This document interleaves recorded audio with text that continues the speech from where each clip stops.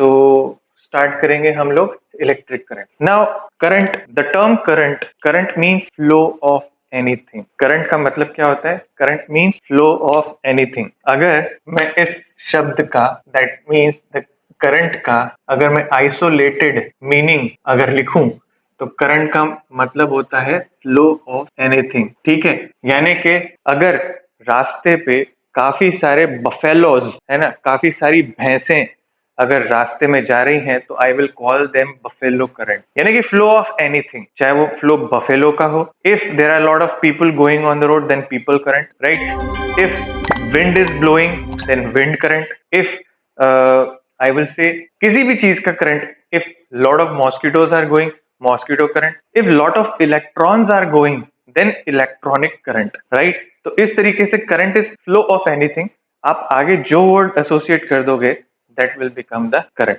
ठीक है, तो यहाँ पे जो टर्म हम लोगों ने एसोसिएट की है that is electric current. Electric came from, you can understand, electron. Electronic current को ही हमने इलेक्ट्रिक करंट के नाम से डिनोट किया है। तो बेसिकली इस चैप्टर में we will be dealing with flow of electrons. इतना तो क्लियर हो चुका होगा। आज से पहले यही इलेक्ट्रॉन जो था, आज से पहले यही सेम इलेक्ट्रॉन जो था आपका रेस्ट में था। The electron was at rest in entire chapter of electrostatics. Electron was at rest in plate of capacitor also. ठीक है, now we have proceeded and reached to this particular chapter where the charge will begin its motion. And just to tell you, जब जब charge motion में आता है, there are certain different properties of that charge which comes into motion, जिनको हम इसके आगे start करेंगे, यानी कि आगे वाले चैप्टर्स में पढ़ेंगे। यानी कि there are certain properties which are associated due to the motion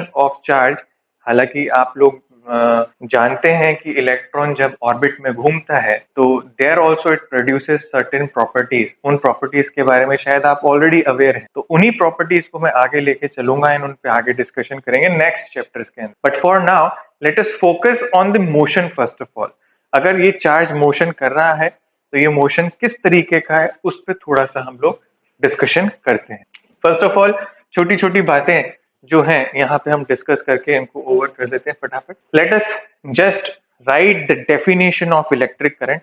It is basically defined as the rate of flow of charge through a cross section of a wire. ठीक है, it is rate of flow of charge through a cross section of a wire. Cross section of a wire is this. This is cross section area. You can say this is cross section area A, shaded portion. यहाँ से आपका current enter हो रहा है और यहाँ से exit कर रहा है, और यू कैन से यहाँ से आपका चार्ज एंटर कर रहा है और यहाँ से एग्जिट कर रहा है। तो rate of flow of charge is basically known as electric current. The symbol of electric current is I. This is something which we already know, तो इसमें कोई बड़ी बात नहीं है। Now remember this particular expression. Same kind of calculus was used in your class 11th. ठीक है, in fact I can say initial chapters of class 11th. ठीक है, जैसे kinematics, you were taught instantaneous speed, instantaneous velocity, you were taught average velocity. Remember? तो वहां पे और यहाँ पे कुछ कुछ सिमिलैरिटी रहेगी। The whole expressions are going to come from there to here. ठीक है, तो I will teach you, देखते जाइएगा आगे। I will be equals to dq by dt. dq by dt, this d represents a very small change and this is a very small time interval. तो whenever we are performing this dq by dt, है ना, whenever we are giving this dq by dt expression or the ratio of dq by dt, this gives me an instantaneous current. This gives me what? Instantaneous current. So if any time you want to find out an instantaneous current, just use this expression and you will get current at any instant by this expression. ठीक है, now there are certain more properties associated with electric current, such as electric current is a scalar quantity. That means it will be following simple algebraic addition. ठीक है, For that I have kept an example, as it doesn't follows laws of vector addition. ध्यान से देखिएगा, एक wire है, यहाँ से 2 ampere current आ रहा है, यहाँ से 3 एम्पियर करंट आ रहा है, तो बताइए इस वायर में कितना करंट एंटर होगा। तो current entering in this wire will be simply 2 + 3 that is 5. तो you can judge from here that current follows simple and normal addition process. It doesn't follows any vector law of addition. Hence we call that current is a scalar quantity. ठीक है? Although we may think that current is dependent on the direction, but still, as since it doesn't follows vector laws of addition, it will be considered into a scalar quantity. ठीक है? Its SI unit is ampere, or you can also write it as coulomb per second. ठीक है? तो इन चीजों का आपको ध्यान रखना है. Next is a very important note which must be taken care of. It is if density of the charge in the space is varying with respect to time, then such currents are not steady currents. ठीक है? अब why the word steady is coming here, पहले इसके ऊपर थोड़ा सा हम लोग डिस्कशन कर लेते हैं. Why the word steady is coming here? Let us discuss more over that fact. Steady का मतलब होता है एकदम constant flow. Steady means a constant flow. अब इमेजिन इट, कोई भी आइसोलेटेड कंडक्टर अगर आप लेते हैं, है ना, जैसे if we take any isolated conductor, है ना, if we take any isolated conductor, remember isolated conductor के अंदर जैसे एक वायर का टुकड़ा ले लिया मैंने, ये वायर का टुकड़ा यहाँ पे रखा हुआ है. ठीक है? ये वायर का टुकड़ा यहाँ पे इस तरीके से रखा हुआ है. This is a isolated conductor, और आप ऐसे कह सकते हो this is piece of wire, और दिस इज अ कंडक्टर. ठीक है? अब you very well know that in an isolated conductor by the property of electrostatics we know electric field is zero inside the conductor. ठीक है? तो if electric field is zero, then definitely यहाँ पे जितने भी चार्जेस होंगे, या फिर मैं बोलूं जितने भी मॉलिक्यूल्स होंगे या जितने भी एटम्स होंगे और उन एटम्स के अंदर जितने भी चार्जेस होंगे, ये they all will be in random motion. All the charges present will be in random motion and will be having a speed of 10 raised to the power 3 to 10 raised to the power 4 meter per second, which is known as thermal speed at room temperature. ठीक है? तो होता क्या है, these, है ना, ये ऐसे टक्कर करते रहते हैं. Lot of collision takes place. There is a random motion inside the wire because there is no electric field. If there is no electric field, that means there is no force experienced by the charges, and hence I can say there is a random motion which is going on inside the wire, sorry. Because of that randomness, there are multiple collisions which are taking place inside the wire, and the speed with which they are colliding with other charged particles is round about 10 raised to the power 3 to 10 raised to the power 4 meter per second, and this speed is actually known as thermal speed, and this is because of this room temperature. ठीक?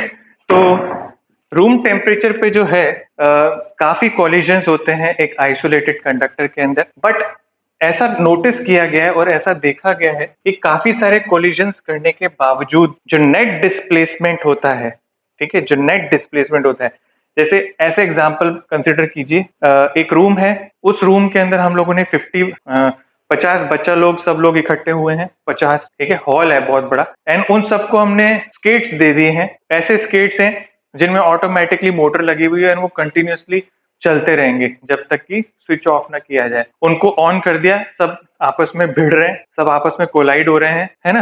तो आप notice करेंगे after all the collisions there is no net movement of individual charge. किसी भी individual charge ने कोई net movement नहीं की होती. तो हम ऐसा कहते हैं ड्यू टू दिस रैंडमनेस, है ना, ड्यू टू रैंडमनेस, है ना, रैंडमनेस के कारण क्या होता है, मोर कॉलिजन्स टेक प्लेस, है ना, and net displacement of electron becomes zero. Net displacement of the electron becomes almost zero कह सकते हो आप. यानी कि इसका मतलब ये हो गया कि अगर कोई चार्ज पार्टिकल यहाँ है, ये यहाँ गया, टकराया, फिर यहाँ गया, दूसरे चार्ज पार्टिकल से टकराया, फिर यहाँ गया, फिर दूसरे चार्ज पार्टिकल से टकराया, फिर यहाँ वापस से आ गया, तो जो नेट डिस्प्लेसमेंट है इसका वो जीरो है यहाँ पे, ऐसा मैं कह सकता हूँ. And if net displacement is zero, I can comment that average velocity, because net displacement zero है, तो एवरेज वेलोसिटी भी इस केस में क्या हो जाएगी, जीरो हो जाएगी. ठीक है? ठीक है, इस तरीके से जो है अपन इसे देख सकते हैं.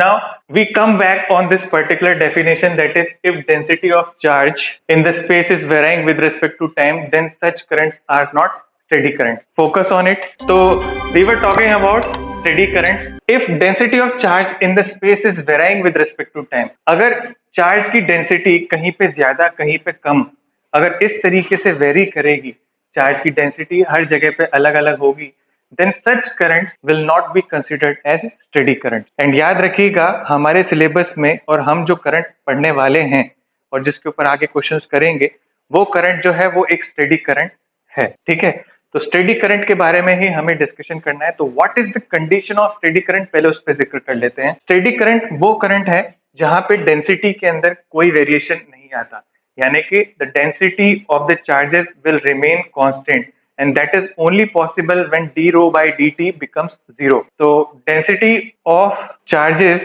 must be zero, that must not vary if we want to obtain a steady current। So for steady currents we write this condition, that is d rho by dt is equals to zero, where rho is the density of charge in the space, है ना, rho is the density of charge in the space। अब ध्यान से देखिए, let's just talk about the direction of flow of current। आखिर current के flow करने की जो डायरेक्शन होती है वो क्या होती है? Current will always flow from high potential to low potential. Current के फ्लो करने की जो डायरेक्शन है, it will be always from high potential to low potential.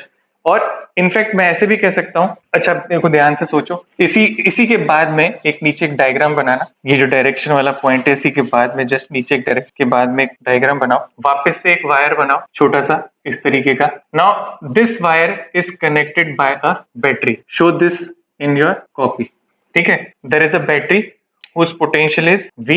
अगर यहाँ पे पोटेंशियल V है तो इस एंड पे V होगा एंड यहाँ पे 0 होगा, and because of this potential difference there must be a electric field E and कुछ लेंथ होगी इस कंडक्टर की, है ना।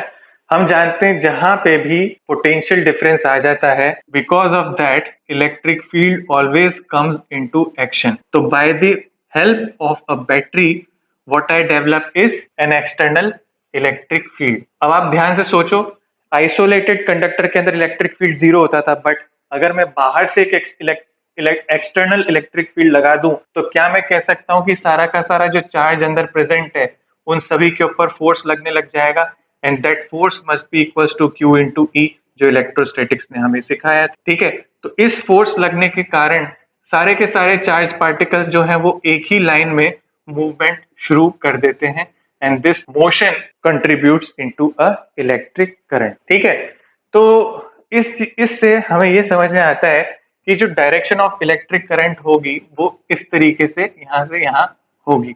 तो direction of electric current is from high potential to low potential. तो यहाँ से आप ये स्टेटमेंट नोट कर लें। दूसरी चीज, अब मैं बात करूं अगर चार्जेस के बारे में, तो if the conductor is like this, here I am taking V volts and here it is 0। तो ऐसी सिचुएशन में जो इलेक्ट्रॉन होता है, electron always moves from low potential to high potential, and a proton और a positive charge always moves from high potential to low potential, and the direction of current is also from high potential to low potential, and the direction of electric field is also from high potential to low potential। तो ये सारी चीजें हैं जिनके बारे में हमें ध्यान रखना है। So this diagram also must be there below these 2 points। So just read these points। Direction of electric current is same as the motion of holes, that is positive charges। holes कैसे बनते हैं वो मैं आपको आगे के part में बताऊंगा लेक्चर के, but consider holes as positive charges. ठीक है, direction of electric current is opposite to that of the motion of electrons. ठीक है, इन चीजों के आपको ध्यान रखना है। नाउ कई बार हम लोगों को जरूरत पड़ जाती है करंट को एज अ वेक्टर ट्रीट करना पड़ता है। कुछ कंडीशंस या कुछ सिचुएशंस ऐसी आ जाती हैं जब हमें करंट को एक वेक्टर क्वांटिटी की तरह कंसीडर करना पड़ता है। तो उसको वेक्टर क्वांटिटी बनाने के लिए we have introduced a term that is known as current density. Current density एक वेक्टर क्वांटिटी है ना, whose direction is given by the direction of current, and magnitude of current density is given by this particular formula. अब densities के बारे में आप बहुत अच्छी तरह जानते हो, you have studied 3 densities that are with you. First one is lambda, second is your sigma, and third is the rho. ठीक है, तो यहाँ पे जो डेंसिटी है जिसके बारे में हम लोग डील करने वाले हैं, that is totally dependent on area. तो अगर मैं यहाँ पे इस तरीके के कंडक्टर के बारे में बात कर रहा हूँ। ये कंडक्टर जैसा मैंने वहां पे बनाया है, तो if this is the cross section area A, if this is the cross section area A and current is entering like this, तो जो एरिया परपेंडिकुलर होगा ना करंट के, उस एरिया को ही मुझे नीचे यूज करना है। बस आपको ये ध्यान रखना है, करंट के परपेंडिकुलर जो एरिया होगा ना, आपको हमेशा वही नीचे डिनोमिनेटर में रखना है, ठीक है। तो current flowing upon area of cross section that is perpendicular to the direction of current, this is the formula of current density and current density is a vector quantity. Current की unit ampere, area की unit meter square, hence the SI unit of current density will be ampere per meter square. चलिए बच्चों आगे बढ़ते हैं and let's discuss more about current density, right? तो हम लोग बात कर रहे थे करंट डेंसिटी के बारे में, ठीक। हम लोगों ने एक फॉर्मूला लिखा है that is J is equals to current per unit area and this area must be a perpendicular, ये हम लोगों ने लिखा है, ठीक। मैंने एक डायग्राम भी बनाया था साथ ही साथ, सो दैट कि आपको इस चीज़ का आइडिया लग सके कि what I have written A perpendicular। तो आपको पता होना चाहिए if this is current I, then this perpendicular shaded area will be A perpendicular from current। In fact, I can also write down I is equals to J vector dot A vector। This is how we can rearrange this particular formula, and I can write I is equals to J dot A, and you all know that when we have to open a dot product, we bring into action cos theta, and you all know that theta is the angle between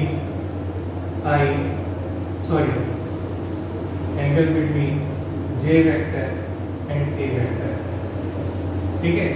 थोड़ा सा इस चीज का feel आपको और आए इस particular expression का, तो उसके लिए मैं एक छोटा सा एक्सप्रेशन और लेता हूँ। Let's suppose if I am having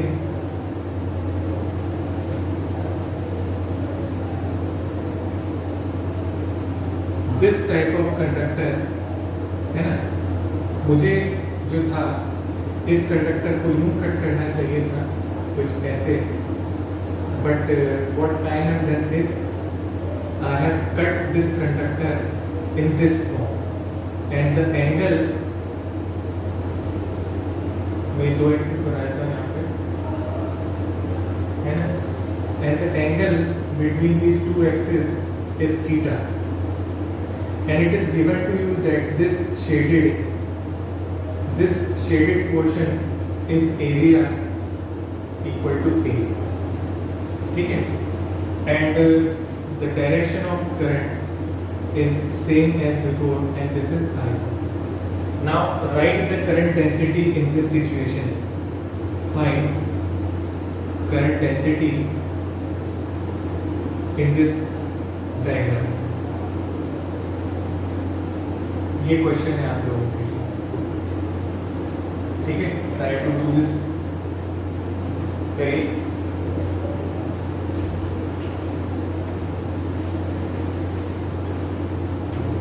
ध्यान से सोचिएगा।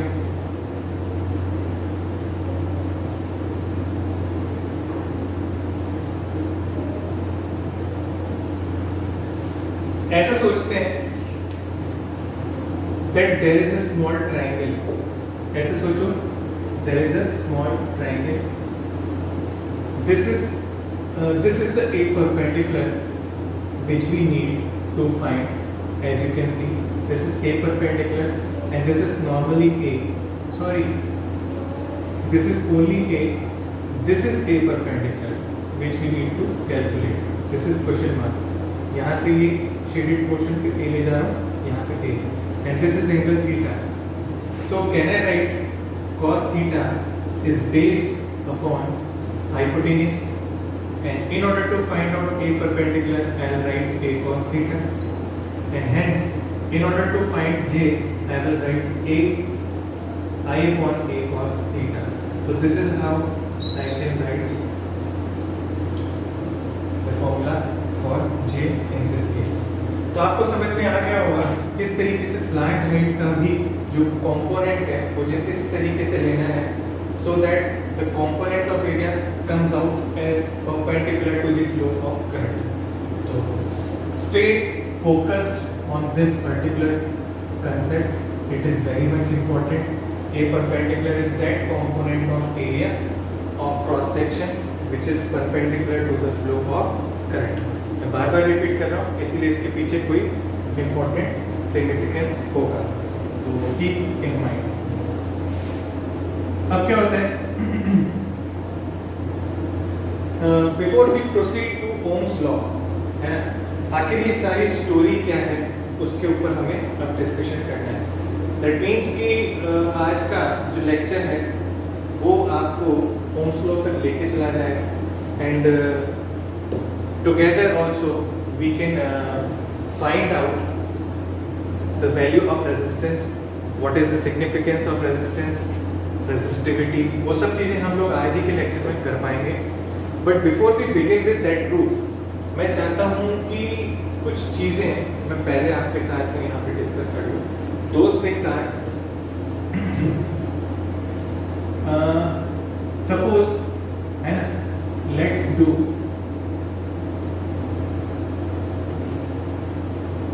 some calculus problems, है ना. रेडी हो? मैंने आपको कहा था ना काइनेमेटिक्स टाइप कुछ चीजें यहाँ पे रहेंगी, तो let's do some calculus problems. Before I begin with that part, that story, मैं चाहता हूँ कि छोटे छोटे क्वेश्चंस करके कुछ यहाँ पे एक क्लैरिटी आ जाए. ठीक है, एग्जाम्पल या फिर क्वेश्चन नंबर 1 ले लें. If charge Q is equals to 2t square minus 4t plus 6 coulomb flows from a wire. ठीक है, find current at t equals to 2 seconds. and अब इस तरीके के सवाल आपको करने आते हैं तो होने चाहिए हमारे से. करके देखिए फटाफट. चलिए स्टार्ट करते हैं. आप अच्छी तरह जानते हैं I is equals to dq by dt होता है. मैंने आपको बताया था जब कभी भी किसी इंस्टेंट के करंट की बात की जाए, जैसे यहाँ पे t equals to 2 सेकेंड वाले इंस्टेंट की मैं बात कर रहा हूँ, तो t इक्वल्स टू 2 वाले इंस्टेंट की अगर मैं बात कर रहा हूँ तो यहाँ पे मुझे करंट फाइंड आउट करना है, तो dq by dt कर देंगे. इसका सीधा सीधा डिफरेंशिएशन करना है विद रिस्पेक्ट टू टाइम, तो it will be 4t minus 4, है ना. ध्यान से देखो. Now keep the value at t equals to 2 seconds. I will be equals to 4 into 2 minus 4, that is 4 amperes. यानी कि I की जो वैल्यू आएगी वो 4 एम्पियर्स आएगी.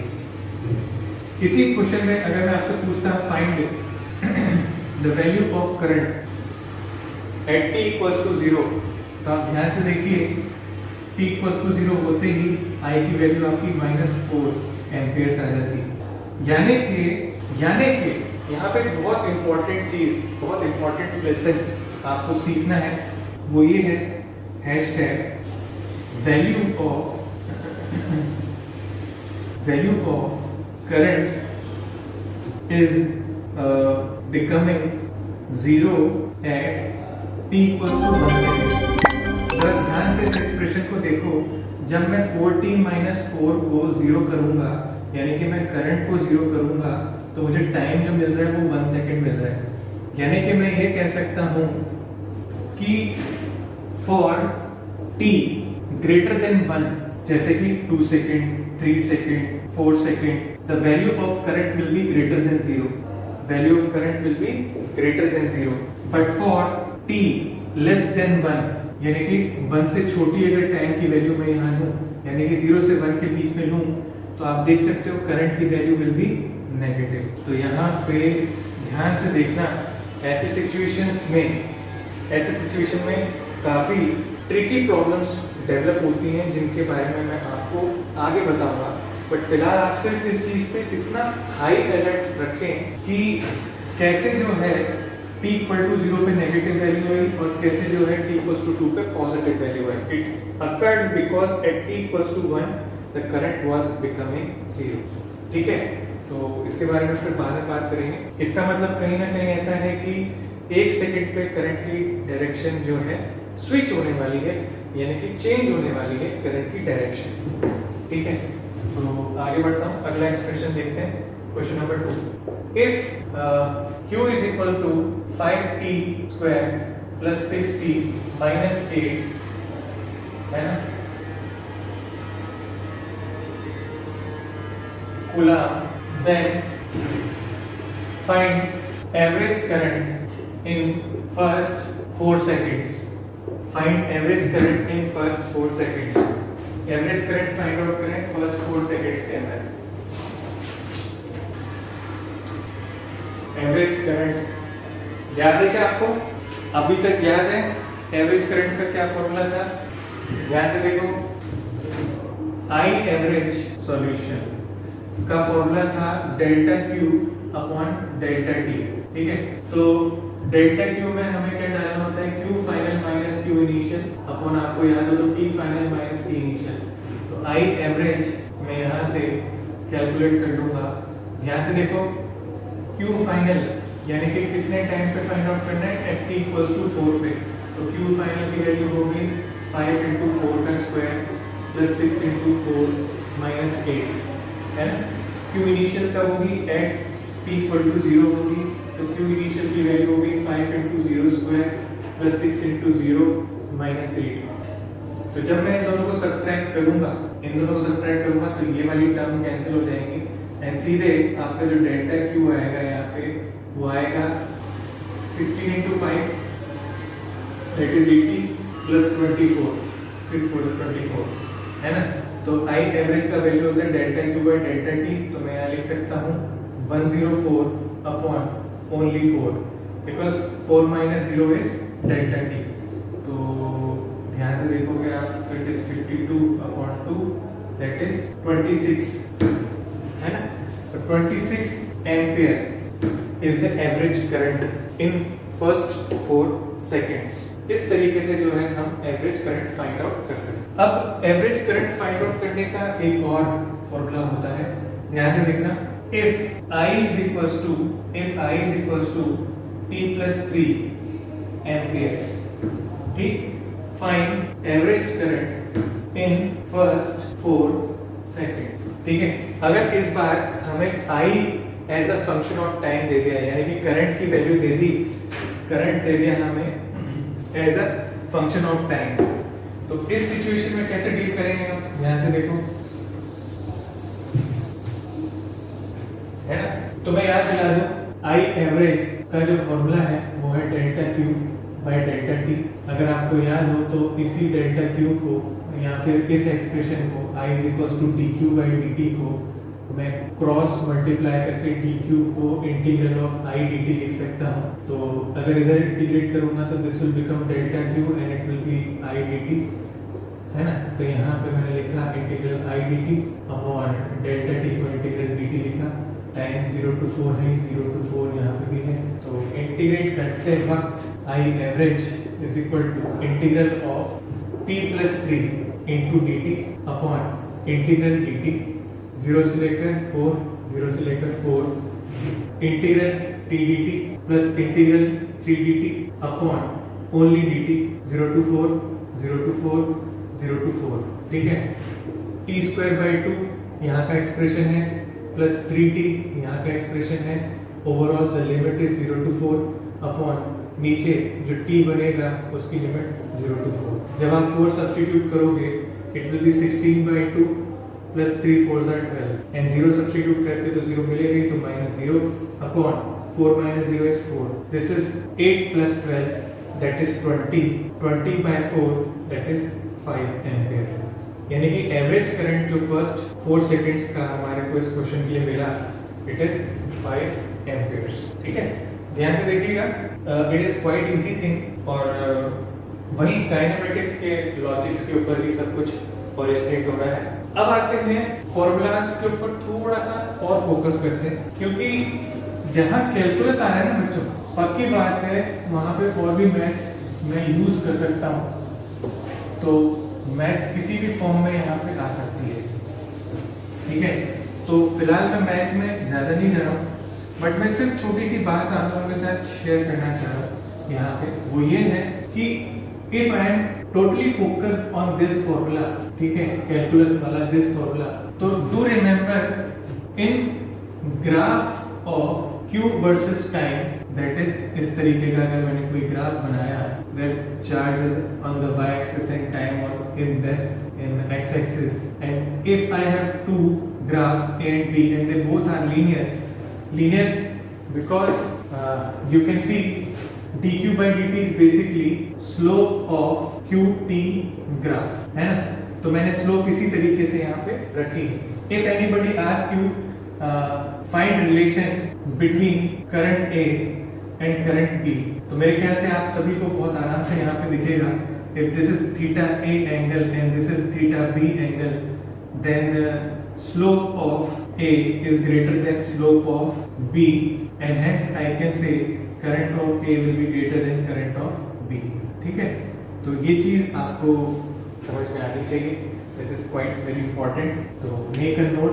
ठीक, ये बेसिक मैथ्स का हिस्सा है and you have to be careful about the graphs. Similarly, if the graph is given like this, है ना, if the graph is given like this Q versus T, or if the graph is given like this Q versus T like this, in these two graphs, let this be graph number 1 and this be graph number 2. If the same question is asked at 3 particular points, this is point A, this is point B, point C, this is P, this is R, this is T, है ना। तो I leave this particular homework to you because this is something basic maths, and you have to find if the Q and T graph, Q versus T graph is like this, then find the value of current or the relation of current at ABC or PQ, PRT। इन पे आपको current का relationship establish करना है। ठीक है, ये कुछ graphs के क्वेश्चन सिर्फ इसलिए कि आपकी थोड़ी सी जो है प्रैक्टिस फिर से हो जाए जो पहले हुई थी। Next is cross multiplication, that is dq can be written as integral of I dt like this, and hence from this I can write net charge flow is given by area under I t graph. याद है आपको, जब कभी भी integral I dt होता है तो it denotes area under I T graph, है ना। फॉर एन एग्जांपल, जैसे अभी मैंने क्वेश्चन किया था जस्ट आपके सामने भी थोड़ी देर पहले, एंड उसमें करंट की इक्वेशन थी I = T+3 एम्पियर, है ना। ये एग्जांपल मैं पिक कर लेता हूँ। अगर मुझे इसका आई टी ग्राफ बनाना है, यानी कि y एक्सिस पे I रहेगा एंड x एक्सिस पे t रहेगा, तो अगर मैं आपसे बोलूं इस पर्टिकुलर इक्वेशन की ग्राफ बना दो, तो क्या आप बना पाओगे? ध्यान से चेक करो, क्या आप बना पाओगे? अगर आप बना पाते हो इसका ग्राफ, तो इसका ग्राफ कुछ इस तरीके का बनेगा, क्योंकि आप ग्राफ बनाने का एक ही तरीका होता है। अगर y एक्सिस पे मैंने I लिखा है तो वो इसको I को y से रिप्लेस कर दो, x एक्सिस पे मैंने अगर t लिखा है तो इस t को x एक्सिस से रिप्लेस कर दो, तो दिस बिकम्स योर इक्वेशन। अब जो स्टैंडर्ड इक्वेशन है जिससे मुझे कंपेयर करना है वो ये है mx + c।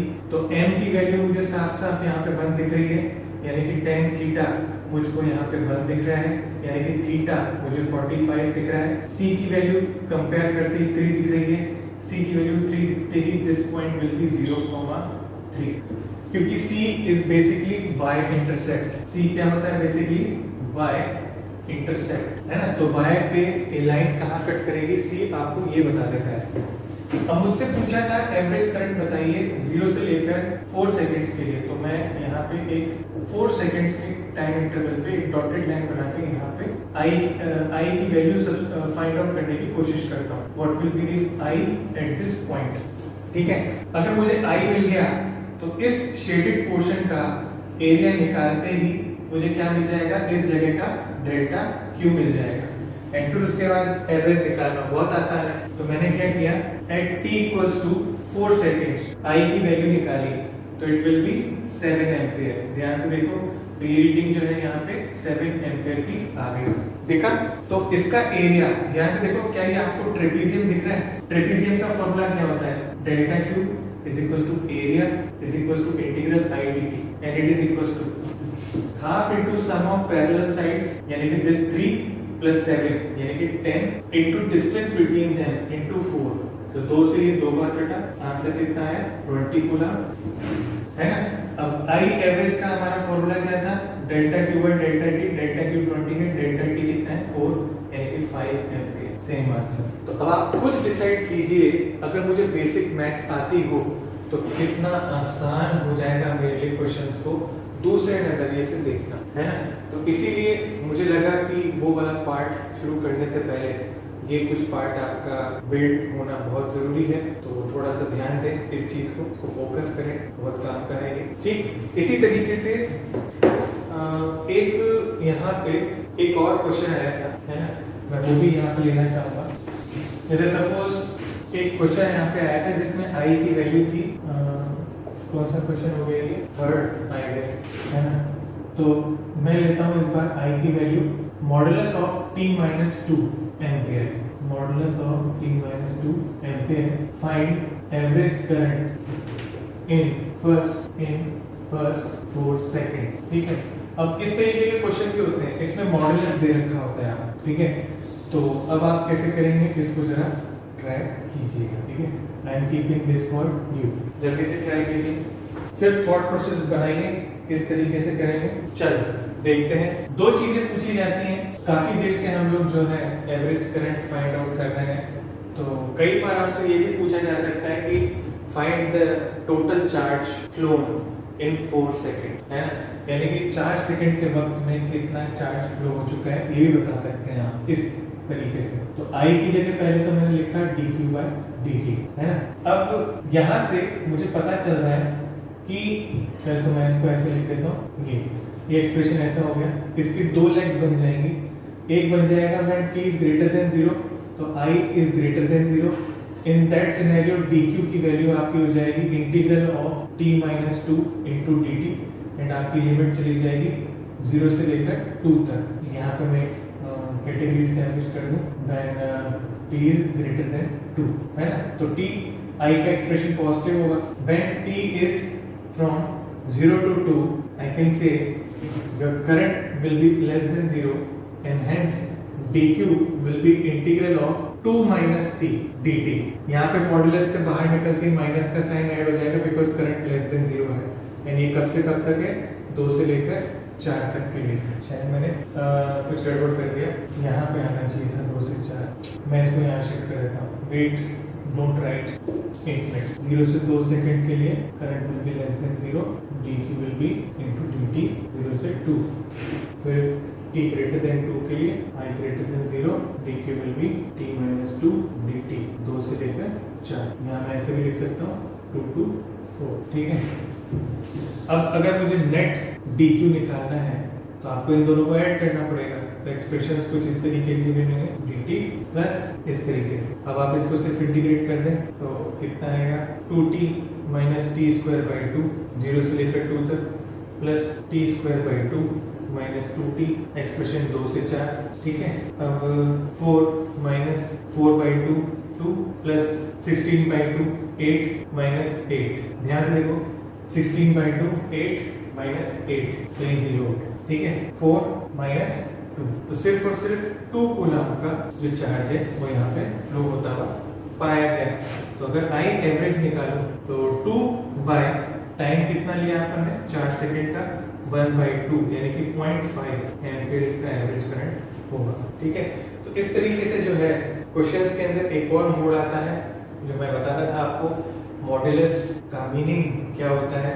अभी जस्ट मैं डिस्कस कर रहा था, तो आगे वाले सेक्शन में जो मैं क्वेश्चन बता रहा था वो यही था, इसका भी ध्यान देना है आपको। अगर करंट अपनी डायरेक्शन को बदल रहा है तो कहीं ना कहीं हमें आगे एडिशनल नेगेटिव साइन लगाना पड़ता है। क्योंकि मुझे नेट चार्ज फाइंड आउट करना है, एवरेज करंट मुझे फाइंड आउट करना है। तो नेट चार्ज फाइंड आउट करने के लिए दोनों ही डायरेक्शन का करंट, दोनों ही डायरेक्शन का चार्ज मानना पड़ेगा। ठीक है, इस तरीके से हमें आगे बढ़ना पड़ता है। अब मैं आगे की स्टोरी कंटिन्यू करता हूँ जो हमें सुननी है। चलिए शुरू करते हैं कंसेप्ट ऑफ ड्रिफ्ट वेलोसिटी। ठीक, इसके बारे में हम अब बात करने वाले हैं। ठीक है, मैंने आपको समझाया कि हर चार्ज पार्टिकल जो भी आइसोलेटेड कंडक्टर के अंदर है, हर चार्ज पार्टिकल जो भी आइसोलेटेड कंडक्टर के अंदर है, वो एक रैंडम मोशन कर रहा है।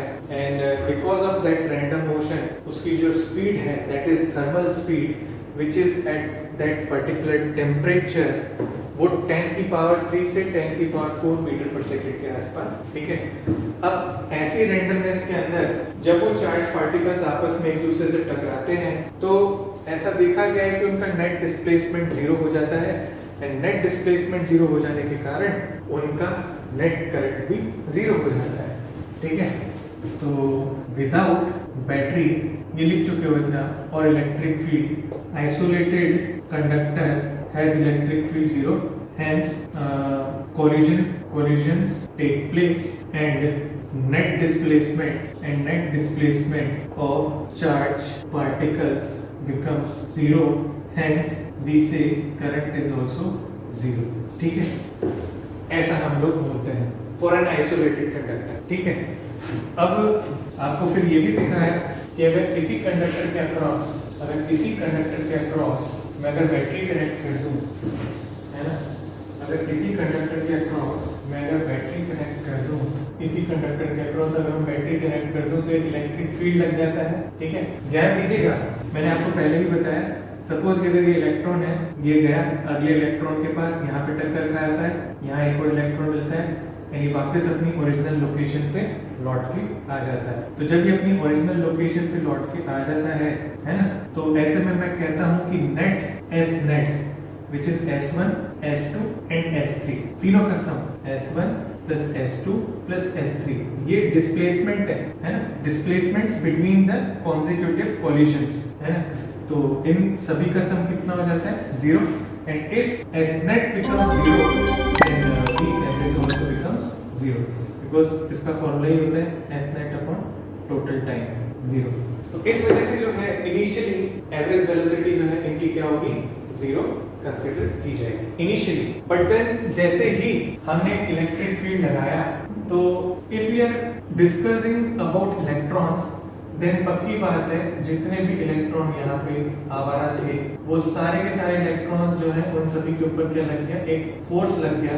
एक आप ऐसे सोच सकते हो, सारी जो भैंसें जब रोड पे घूमती हैं, अगर आवारा होती हैं, तो उनका जब मालिक आता है तो डंडा लेके आता है, एंड जैसे ही वो डंडा देखती है वो सीधे सीधे एक ही लाइन में चलने लगती है। तो इसी तरीके से जब हम बैटरी कनेक्ट करेंगे ना, तो सारे के सारे इलेक्ट्रॉन जो है डर जाएंगे एंड वो सीधे सीधे चलना शुरू कर देंगे। तो ऐसे सिचुएशन में when battery is connected across the conductor, electrons accelerate and their acceleration is given by E upon mass of electron. This is their acceleration, that is force upon mass। ठीक है, तो this will be their acceleration। तो अब acceleration के कारण क्या होता है?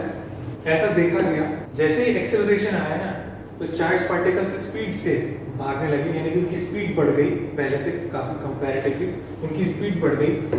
एंड स्पीड बढ़ने के कारण जैसे रेट ऑफ फ्लो बढ़ेगा चार्ज का, वैसे ही करंट बढ़ने लगेगा। तो ऐसा देखा कि अब जो है करंट नॉन जीरो था। तो ऐसा देखा गया कि जो इलेक्ट्रॉन पहले दूसरे इलेक्ट्रॉन पे जाके टकरा रहा था एंड फिर ये दोबारा लौट के आ रहा था, तो ये अब जो है इस बार यहाँ इतना डिस्प्लेसमेंट आगे ले आया, यानी कि if this is S1 and if this is S2, this is S3। तो ऐसा देखा गया कि इसकी पुरानी लोकेशन से, यानी कि इस लोकेशन से आप थोड़ा सा नेट आगे मूव कर चुके हो। This S net is non-zero now। तो ये जो नेट डिस्प्लेसमेंट यहाँ पे दिख रहा है, यहाँ इसको मैं ब्लू से ही बनाता हूँ, ये जो नेट डिस्प्लेसमेंट यहाँ दिख रहा है, इसको बाय पॉलीगन लॉ जो वेक्टर्स का है, हम ऐसे लिख सकते हैं S net is equal to S1 plus S2 plus S3, है ना। यानी कि मैं कह सकता हूँ कि अब जो फाइनल V एवरेज है it is non zero now, है ना। Now the final average is non zero now after the acceleration और I can say after the forces applied on the charge particles, ठीक है।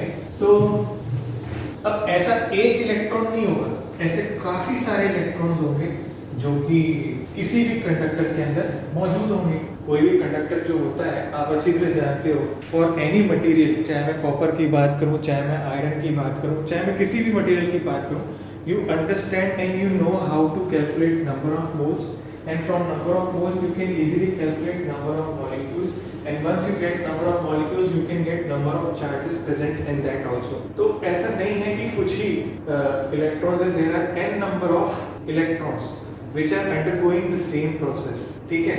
तो कुछ चीजें हैं जिनके बारे में हमें यहाँ पे डिस्कशन करना है, that is time interval between two consecutive collisions of electron is known as relaxation time, है। यानी कि मैं कह सकता हूँ time in which S1 displacement is covered is relaxation time, और उसको रिप्रेजेंट किया जाता है इससे, इस एक्सप्रेशन से टाउ 1। टाउ यानी कि टॉर्क का सिंबल, टॉर्क का ही सिंबल यहाँ पे फिर से हम यूज करने वाले हैं, ठीक है।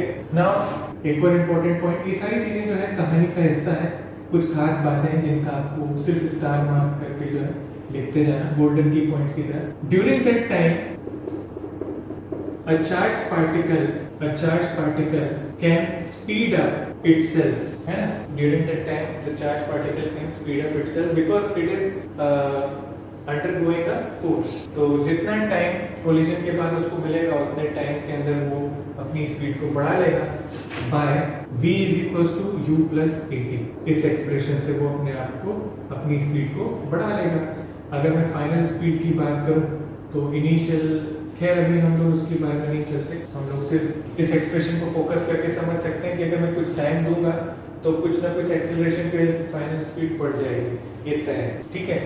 अब आगे बढ़ते हैं। सोच लो, मान लो कि हम जो है अब एवरेज स्पीड फाइंड आउट करना चाहते हैं। If we wish to calculate average speed when flow has become steady, है ना। When flow has become steady, जैसा आपको दिख रहा है, then कैसे लिखेंगे हम, ठीक है। ध्यान से देखो, मुझे अगर V एवरेज फाइंड आउट करना है तो मुझे करना होगा V1 plus V2 plus plus Vn। अगर मैं n number of charge particles मानता हूँ तो अपॉन n, ये तो V एवरेज और ये V निकालने का तरीका है। V1 को मैं लिखूंगा U1 plus A into tau 1 plus similarly V2 को मैं लिखूंगा U2 plus A into tau 2, है ना।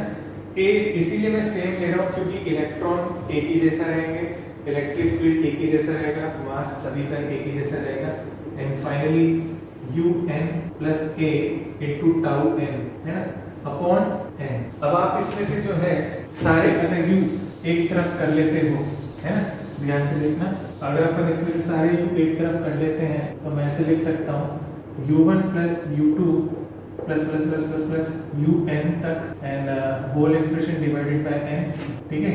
ये इनिशियल वेलोसिटी का एवरेज है और आपको पता है इनिशियल वेलोसिटी का एवरेज 0 था क्योंकि इनिशियली सारा नेट हमने 0 मान लिया था। एक्सेलरेशन बाहर आ जाएगा tau 1 plus tau 2, sorry vector नहीं, time scalar, tau 1 plus tau 2 tau n तक अपॉन n, ठीक है। तो V एवरेज की वैल्यू जो हमारे पास आई तो वो आई A इंटू टाउ मीन, है ना। तो tau m is mean relaxation time, ठीक है।